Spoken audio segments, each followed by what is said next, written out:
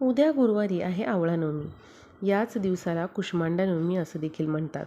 कारण या दिवशी विष्णूंचा अवतार असलेल्या श्रीकृष्णाने कुष्मांडा नावाच्या राक्षसाचा वध केलेला आणि याच दिवशी माता लक्ष्मीने विष्णूंना आणि महादेवाला भोजनासाठी आमंत्रित करून या आवळ्याच्या झाडाखाली जेवू घातले होते. त्यामुळे या दिवसाला आवळा नवमी असं देखील म्हणतात. आपल्याला उद्या गुरुवारी आवळा नवमी दिवशी तुळशीला एक वस्तू अर्पण करायची आहे. कारण बघा, तुळस म्हणजे साक्षात लक्ष्मीचं रूप आहे आणि ती विष्णुप्रिय आहे. त्यामुळे उद्या आपल्याला आवळा नवमी दिवशी तुळशीला अवश्य एक आवळा अर्पण करायचा आहे. यामुळे आपल्या आयुष्यामधील विघ्न, संकट दूर होतात, घरातील दारिद्र्य हे दूर होते.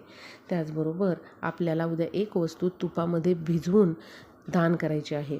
आवळा नवमी दिवशी म्हणजेच कुष्मांडा नवमी दिवशी दानधर्म केलेल्याला विशेष महत्त्व आहे. या दिवशी तुम्ही अन्नदान, वस्त्रदान हे करू शकता. यथाशक्ती तुम्ही ते एखाद्या मंदिरामध्ये एखाद्या गरजू व्यक्तीला दान करू शकता. आता बघूया ती कोणती वस्तू आहे. तर आपल्याला काय करायचं आहे, उद्या कोहळा घ्यायचा आहे, त्याला थोडंसं तूप लावायचं आहे आणि तो एखाद्या मंदिरामध्ये किंवा एखाद्या गरजू व्यक्तीला दान करायचा आहे. त्याचबरोबर तुम्ही आवळा घ्या, यथाशक्ती कितीही आवळे घ्या, त्याला थोडंसं तूप लावायचं आहे आणि एखाद्या विष्णूंच्या किंवा लक्ष्मीच्या मंदिरामध्ये हे आवळे तुम्ही दान करायचे आहेत किंवा एखाद्या गरजू व्यक्तीला ते दान करा.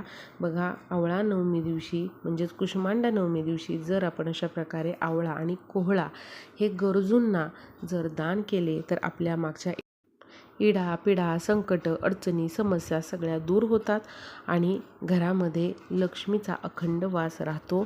लक्ष्मीची आणि विष्णूंची कृपा आपल्या घरावर सदैव राहते. त्यामुळे हे उपाय उद्या गुरुवारी आवळा नवमीला सर्वांनी करा.